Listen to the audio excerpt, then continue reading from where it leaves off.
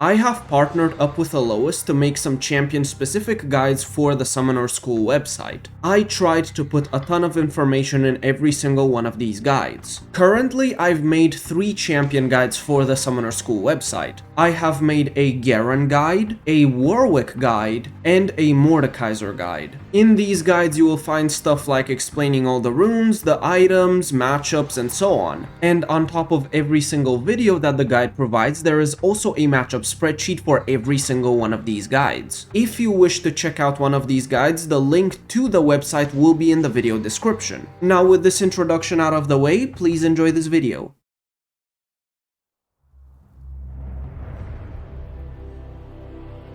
In the king's name.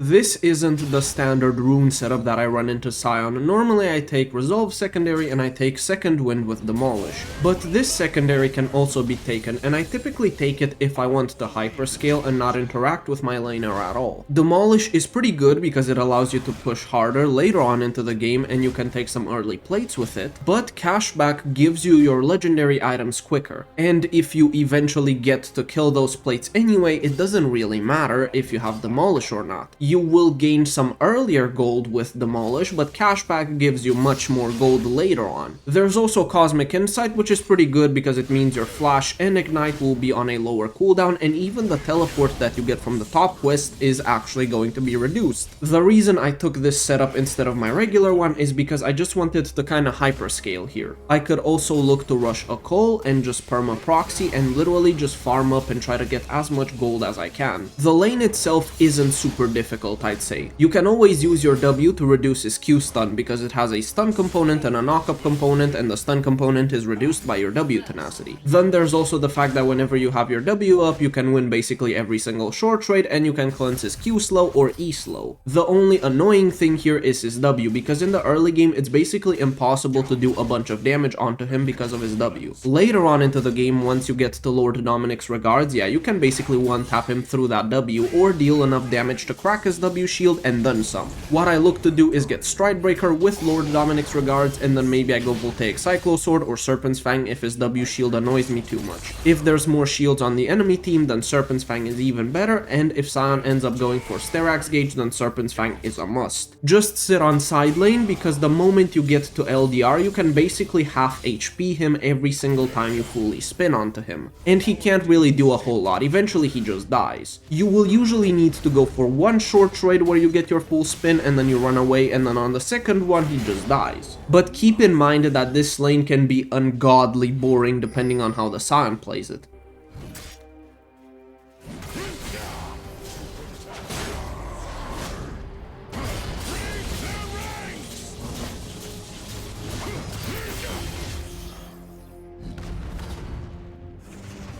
We fight for those who cannot. I will not falter.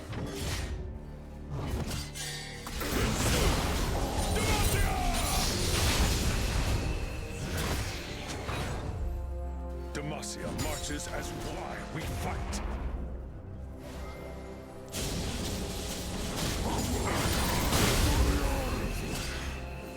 Fear is the first of many powers.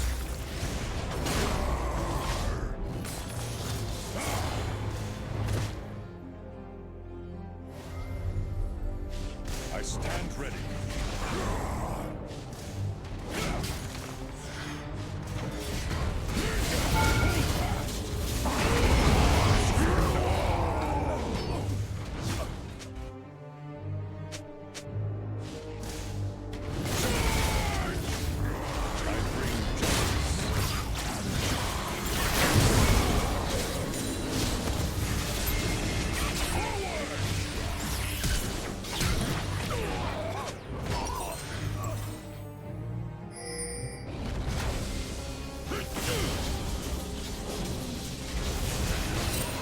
Protect our land.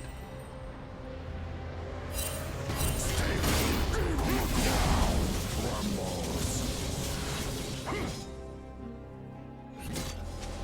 This world needs hope.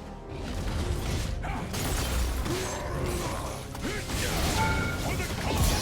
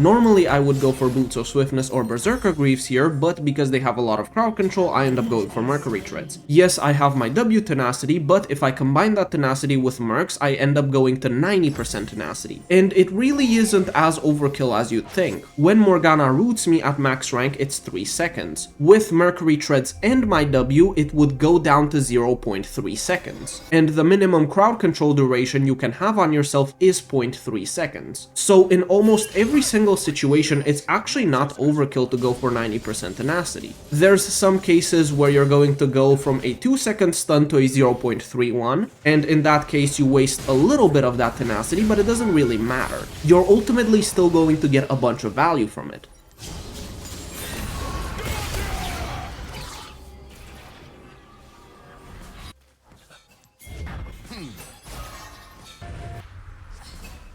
In the king's name. The rune.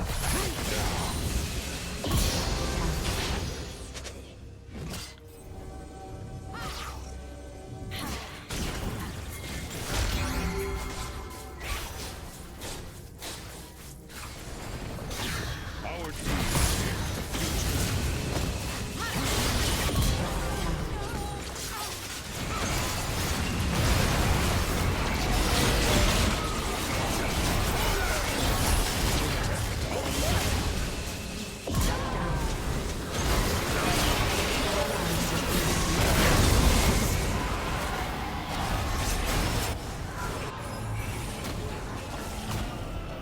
Enemy triple kill.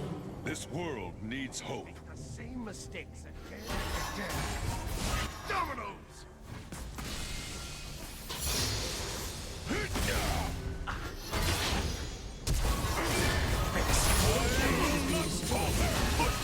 Your turret has been destroyed. Shut down.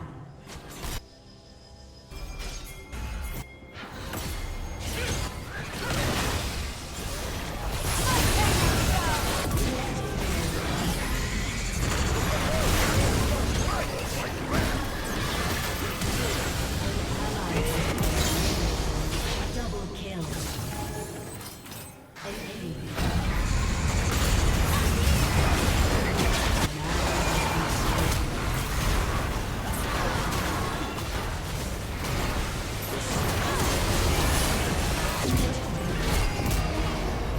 Double kill. Double kill.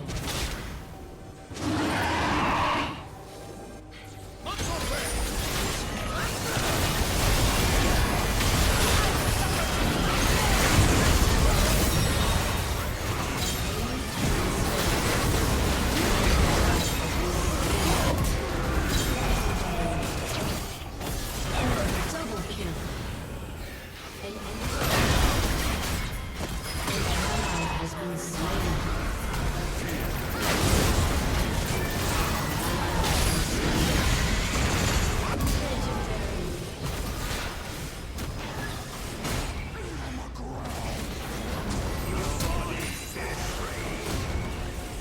Ally has been slain.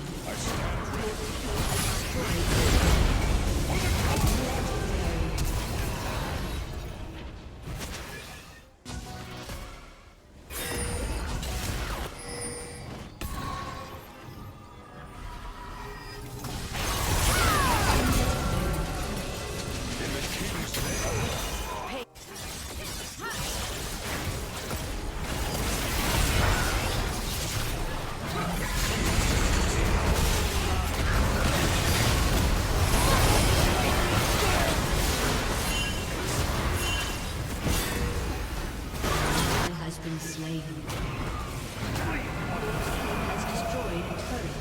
Justice. I tried to give my Aurelia some time to split push and hopefully end the game, and I tried to chase down the Morgana and the Elise. Unfortunately, she was not able to end the game, and I think she would have been able to end if she had Hullbreaker, but she actually took Sundered Sky, which I think was a mistake. It's not like she went into teamfights with us anyway, she just kinda split pushed the entire game. And I end up dying for it, and due to this death, the enemy team is able to take the Baron. There's a chance I don't die here if I press my W before actually running into the brush, because I expect the Elise to cocoon me. But this game was so insanely difficult to play out. Your turret has been destroyed.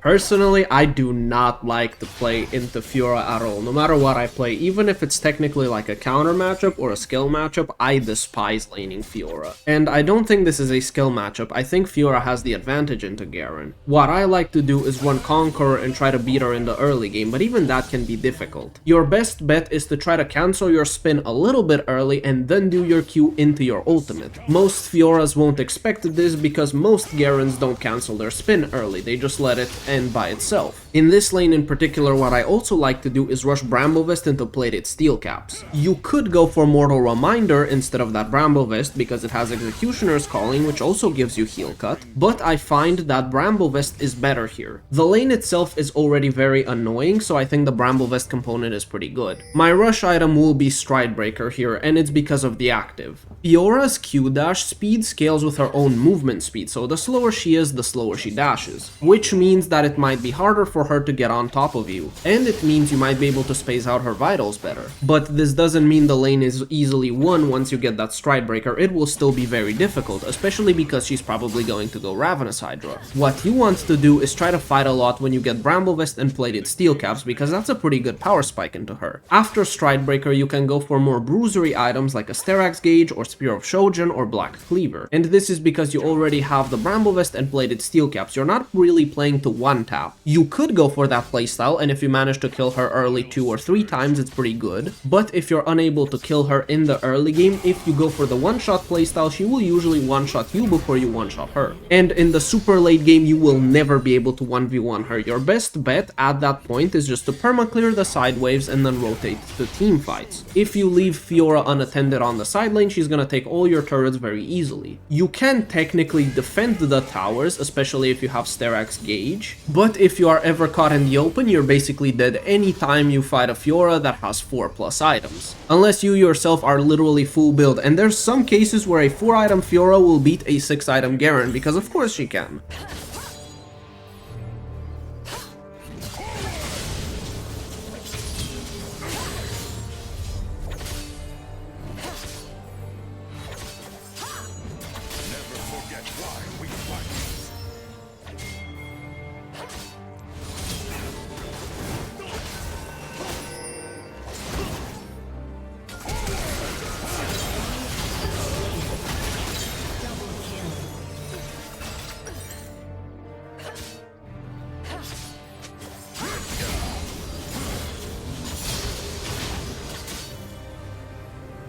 Courage must never.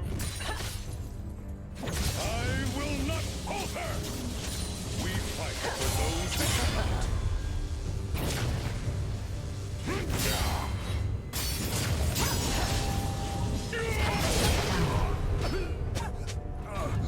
An enemy unstoppable.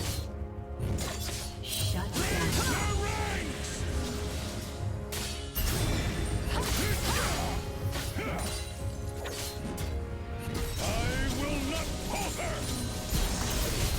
What we do is right.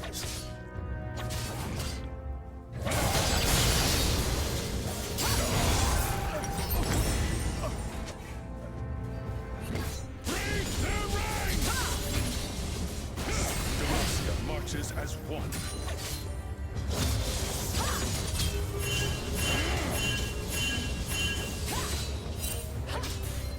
Shut down. An enemy has been. This meant that I couldn't fight Fiora as much as I wanted to. For example, in this case, I would have actually taken the fight. But because Lulu is right there, I simply cannot. Later on into the game, it became even more annoying because if there was an opening for me to maybe kill Fiora, I wasn't sure if Lulu wasn't hovering.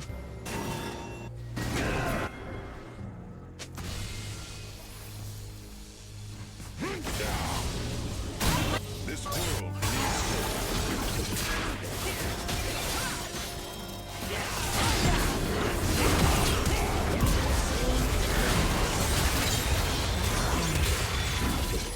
Rampage.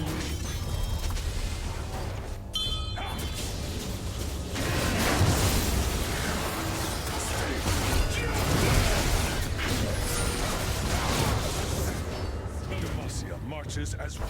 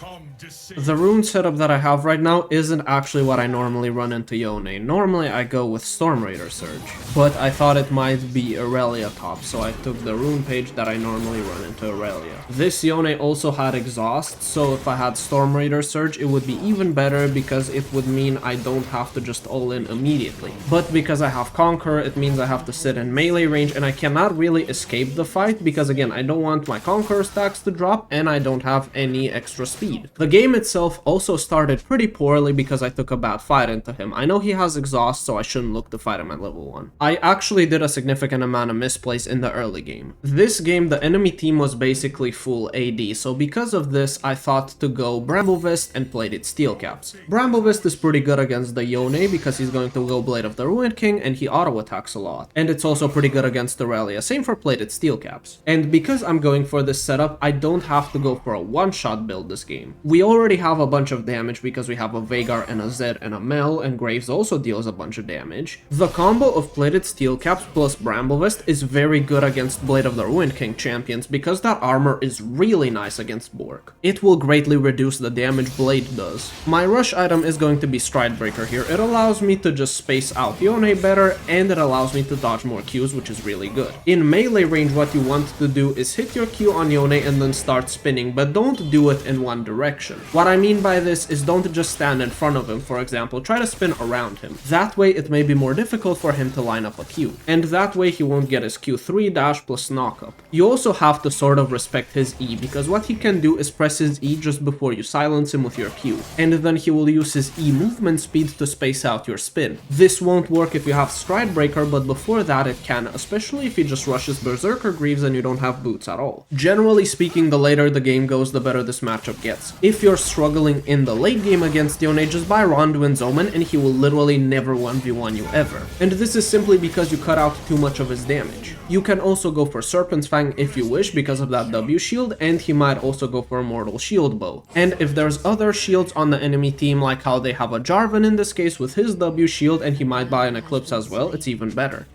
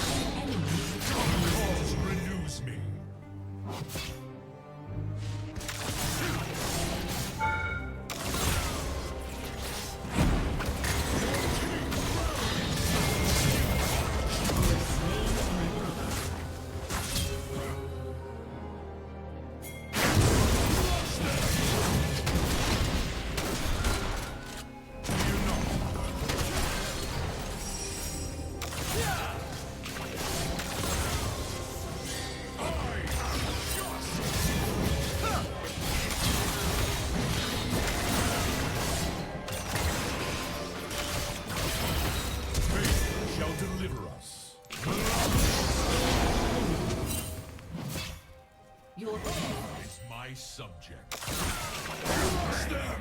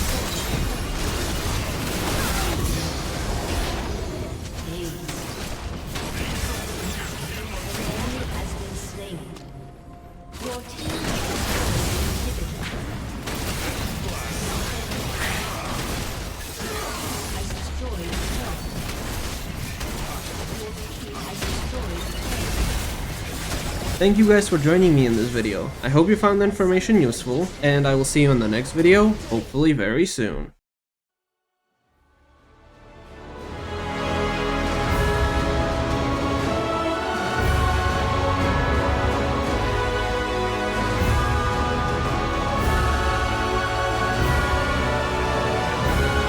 This crown is a heavy burden, but for Demacia, I will bear it.